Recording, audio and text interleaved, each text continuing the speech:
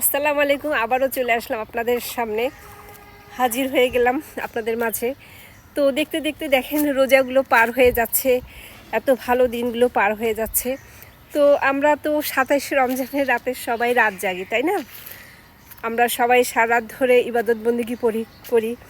তারপর হচ্ছে যে আমাদের নবীজির উপরে এই রমজান মাসে কিন্তু কোরআন নাজিল হয়েছে, কারণ এই রমজানে কিন্তু আমাদের বেশি বেশি করে কোরআন শরীফটা খতম দিতে হবে, পড়তে হবে, ঠিক আছে? তো 27 রমজানে আমরা সবাই জানি রাত জাগি, এটা গোটা বিশ্বে এটা করছে, আমাদের বাংলাদেশে বিশেষ করে, ঠিক আছে? 27 রাতে কিন্তু আমরা রাত জাগি, কিন্তু আসলে আমরা অরিজিনালি কিন্তু আসলে জানি না যে আল্লাহ জানে যে লাইলাতুল কদর যে আসলে 27 রমজানে। এই জন্য বুদ্ধিমানের কাজ হবে যে বেজোড়া যে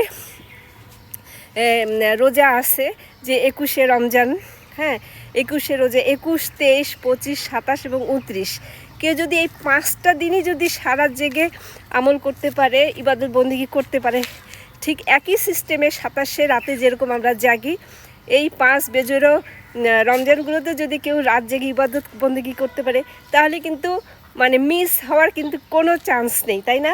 এই জন্য বুদ্ধিমান মানুষের কাজ হচ্ছে এই 5টা দিনই কিন্তু হচ্ছে আমাদের সারা জেগে ইবাদত বন্দেগী করা এবং লাইলাতুল কদরের নামাজ পড়া।